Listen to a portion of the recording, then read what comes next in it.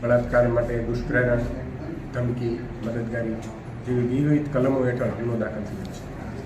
Sir, આ કેટલા વર્ષોથી ચાલી જે કયું પ્રકારનું કેટલા પડતું અમલું બધું? આવા કામે જે ભોગ બનનાર છે તેમની સાથે આરોપી અશોક ચંદ્રકાંતભાઈ ઓઝાએ છેલ્લા 2 વર્ષથી તેમનો નગ્ન વિડીયો વાયરલ કરવાની ધમકી આપી અને બળાત્કાર સંભોગ કરેલ છે.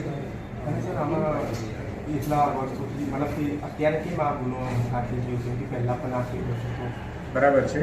એ અત્યાર સુધી જે આ કામનો આરોપી છે તે ભોગ બનનારને એવી ધમકી આપતો કે જો તું કોઈને વાત કહીશ તો આ જે વિડીયો છે તારો લગ્ન એ તારા પતિને બતાવશું અને સોશિયલ મીડિયા ઉપર વાયરલ કરશું, જેનાથી ગભરાઈ અને આ કામના જે ભોગ બનનાર છે તેમણે કોઈ ફરિયાદ કરેલી નથી. સર, આગળની પ્રક્રિયા કેવી રીતે થશે? આ કામે જે બાકીના 3 આરોપીઓ છે તેમના વિરુદ્ધ પણ પુરાવા એકત્ર કરી અને ધરપકડ કરવામાં આવશે. અત્યારે કેટલા આરોપીઓ? અત્યારે આરોપી નંબર 1 છે જે મુખ્ય આરોપી અશોક ચંદ્રકાંતભાઈ ઓઝા, તેની ધરપકડ કરવામાં આવી છે.